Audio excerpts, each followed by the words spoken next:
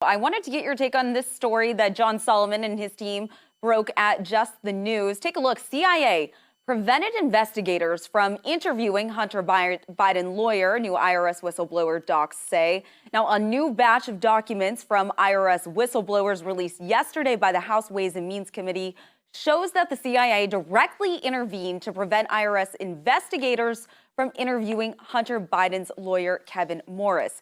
Now, it remains unknown why the CIA intervened in the case, but how they became aware that the IRS investigators had targeted Morris as a witness, and most importantly, who at the CIA issued the directive. Sean, how's your spidey sense working on this? I mean, how dirty does this look to you? Well, first, let me just say this. I want to give a shout out to John Solomon, to what you guys do on Real America's Voice, what I've done on my podcast every day. Independent media is what's allowing this to happen. And I think people have to understand that, because if they're waking up watching you guys every day, they're watching my show at night. Of course, there's no competition, so you can watch all you guys all morning, Share tune the into me love. every night at 6. But it's important for people to understand this. And I know I'm not trying to. I want to get to your question, but just understand that this story is not in the New York Times. It's not on NBC News. It's not in the Washington Post, because they don't want to cover it. And I think that's important about where, as the election moves forward, where you're getting your information. And that's why it's great that you guys cover stuff like this. I talk about it every night on my podcast.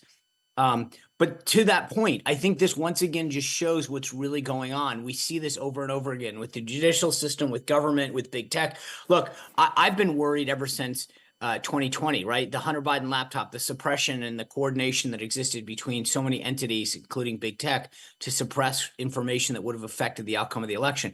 Here we go again. We've seen the lawfare and the attempt to persecute President Trump. Now we're seeing some of these entities cover up stuff.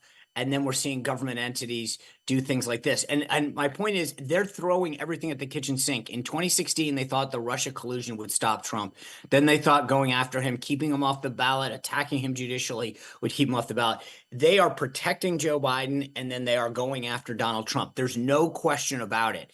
And this is what people have to understand we're facing in these final 6 months up to the election. This is, they are scared. This is cable, so I'll be careful. But they are scared, you know what, of a second Donald Trump, because he knows a lot more now. He knows what bodies are buried, and he's going to come through and make sure that he enacts the agenda with full force.